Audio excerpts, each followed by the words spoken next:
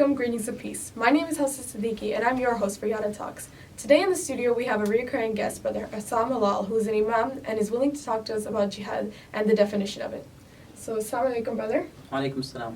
May Allah bless you and give you Jannat Firdaus, Ya Rabb. Ameen. It's always a pleasure to have you here. Thank you for being here again. Allah bless you and give you Jannat, Ya Rabb. So, just really quickly, for those who haven't watched our previous episodes, give us a little information about yourself and what you do. Name is your brother Imam Hosam Helal, Imam at the Islamic Society of St. Catherine's, helping out with the community, and also the founder of Quran Journey.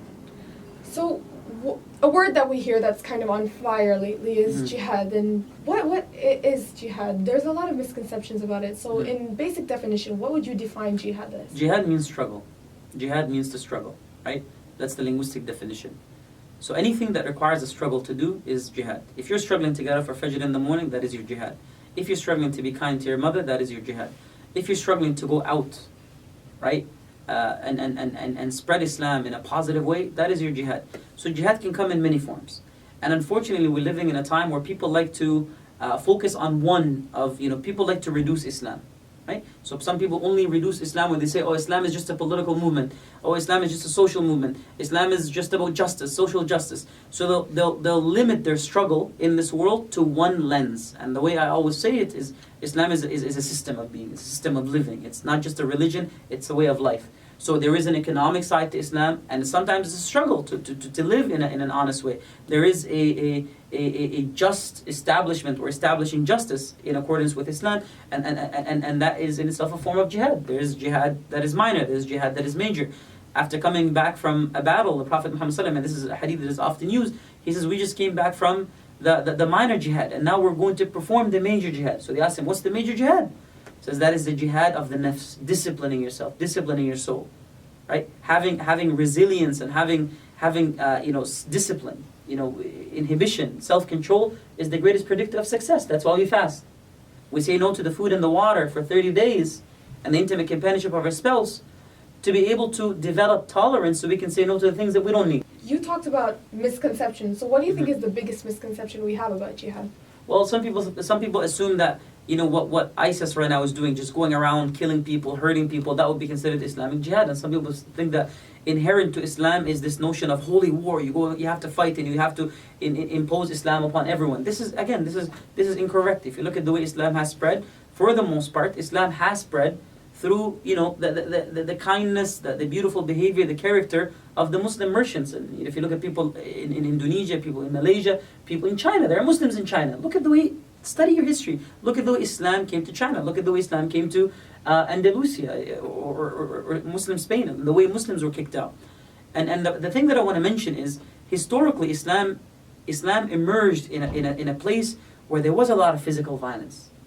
So the Muslims had to basically maintain discipline and self-respect and regulation very early on. And then after that, they had to, because they developed their own state and they were being bombarded and people were trying to kill them and people were trying to hurt them and they were trying to attack them. So Islam developed in a society that was very, hostile. So there had to be a mandate from Allah subhanahu wa ta'ala for those Muslims to protect themselves, to stand up and to fight back, to resist. And in the eyes of someone can be a terrorist, and in the eyes of others, that person could be a freedom fighter. You understand? So when you look at and you contextualize Islam and you see the way Islam developed, you see people who are academically dishonest, they'll take things out of context. And they say, oh, Muslims are violent or Muslims. No, Muslims were taught from the very beginning to be disciplined. And even in engagement, in having to fight back for whatever reason, there were basically limitations and rules and regulations. Do not cut trees down. Do not kill people who are worshipping. Do not kill someone who's in the temple. Do not kill someone who's in the synagogue. Do not kill someone who's in the church. Do not kill the women. Do not kill the children. Do not kill someone who's surrendered. Take prisoners if need be, but treat them kindly. Treat them with justice. If you look at the Islamic rules of even engagement, they're a lot more humane and a lot more, again, conducive to humanity, right? And humanness than many of the modern ways that people engage in these things, subhanAllah. And the other thing is, Muslims, Islamically speaking, under the Sharia, there is a right for a Muslim to basically not just protect his or her own state, his or her own affairs, his or her own house, and that is defensive jihad. There's also the right to maintain your ideology and respect and protect your ideology. Let me give you an example. The United States fought a war in Iraq, as an example. And that war was fought based on what? Based on the propagation or the message was, these are people with weapons of mass destruction, and we have to limit their access to weapons of mass destruction in order to protect our ideals and protect our freedoms and our values. So that was a war that was fought to protect freedom and value. So I will say that just like someone like the United States of America has the right to protect its own freedom and protect its own values, Muslims also have the right to protect their own freedoms and values, if need be. But there are rules of engagement, rules of combat. And that's why this discussion has to happen, again, amongst scholarly people who are, again, kind, gentle, loving, care about humanity, want to give back to humanity, and people who understand the text that is Islam and the context through which the text developed. So again, to be brief, it's not that there's only, defensive jihad. There is defensive jihad, there is offensive jihad, there are conditions, there are limitations, there are restrictions, there are guidelines, and the discussion is much more brief. But what I'd like to at least get the audience to understand for this brief introduction is to understand that the discussion is a deep one, and it requires much more research than you would like to, limit yourself to. And I want to finish by actually linking all of these discussions to 2 ayat in the Quran. 2 ayat. The Quran makes it so simple, and I want you to listen to this and not take anything out of context. Allah subhanahu wa ta'ala says, لا ينهاكم الله عن الذين لم يقاتلوكم في الدين ولم يخرجوكم من دياركم أن تبروهم وتقسطوا إليهم إن الله يحب المقسطين. Allah subhanahu wa ta'ala does not forbid you from those who have not fought you, nor kicked you out of your homes, to be kind to them and to be just with them, and to even have affiliations with them. For Allah loves those who are of justice.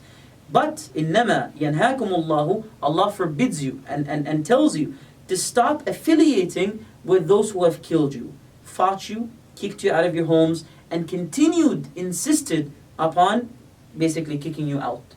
So Allah forbids you from having, intimate bondship or intimate companionship with those people who have obviously made it clear that you're their enemies.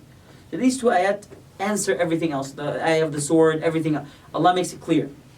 This ayah, there's no vagueness when it comes to people who don't wish you harm, wish you the best, have again opportunities or want to welcome the opportunity of working with you, completely fine. But people who war with you, fight you, make an enemy out of you, Islam is not a passive religion. It's a religion that is very practical. Stand up for your right. You are a human being. You've been gifted the gift of life. Stand up and protect that life and protect the sanctity of people around you in a just, fair, and appropriate manner. This all makes sense, but at the same time, can you see how this brings controversy to the table? How these rules that you've meant, combat rules, but they're not being followed, like what we see in the media of terrorist groups, the rules aren't being followed. And when, say, someone who does not have your information, your knowledge of the Sharia law and different things, they would see this and they would say, this is something dangerous. So how can we take that misconception and how can we explain that to others? Teaching, education. The best way to combat ignorance is education, right? Education and relationships. So it begins, number one, by Muslims themselves being more educated so that they don't fall prey to these ideologies and these people that claim to be Muslims propagating, Islamic understandings, number one. And that's a duty upon every Muslim to seek knowledge from proper sources, from proper channels. And number two, it also requires the Muslims, then after being educated, to go out and to break and dispel the myths that exist in the community by forming relationships, by being your argument. Don't talk, be your argument. Your mere presence and existence in the society should reflect the teachings and the values of Islam. So when we come to a moment in history where as soon as I hear the word Islam, I affiliate it with trust, respect, dignity, wisdom, justice. When I see a police officer, right, in a practical, just society, like, this is someone I can turn to if I'm in trouble. This is someone that can protect. This is someone that can lend a hand. This is someone that has integrity, that has basically a duty and a responsibility to serve and to protect. Yeah? And this is someone that wields a gun, but I protect that gun, or I trust that gun. You understand? It's not going to be misplaced. So if there is ever a force under Islamic law that is basically considered engaging in jihad, it would be compared to the police officer that is protecting and preserving and serving and protecting the society around him or her. That's the understanding. And that's the image that one day I hope inshallah Muslims can attain. That this is someone, as soon as I see hijab, I don't feel scared, I don't feel weirded out. No, I feel like this is someone that I can trust. This is someone that this is someone that's not selfish, not absorbed by his or her own agenda. This is someone that cares about the world, genuinely. Does that make sense? Yes. And that's the idea of Islam. Well, this is definitely a huge topic that we will definitely be having you back on, but I think due to time we will have to wrap up. But just really quickly, if you could give a strong definition to our people watching, what they can do to counter misconceptions. Islam was never about stealing land. Islam was never about gaining power. Islam was never about, exploiting people and exploiting people's weaknesses. Islam, as Muslims, the early Muslims believe they have an ideology that could empower people to be closer to the divine and to be more successful. Because we don't limit success as success in just this world. We look at success as success in this world and in the akhirah. So Muslims looked at themselves as people who have a message and looked at themselves as having the responsibility to transmit that message to as many people as possible. Have we succeeded? Have we failed in that? That's a discussion that people can definitely answer for themselves. But until we reach a point where as soon as the Muslim name comes up, we think of justice, fairness, equality, kindness, and all these beautiful, noble characteristics, we're failing as Muslims, and I hope we can do better. So, begin by knowledge, then go out and transmit that knowledge in the most beautiful, in the most compassionate way possible, and stop talking, just be your argument. Thank you so much for being here again. Allah bless and give Jannah for those. If you're interested in a part 2 for this episode, comment down below. Keep sending us your questions at YATA Talks. I'm your host, Hafsa Siddiqui for YATA Talks.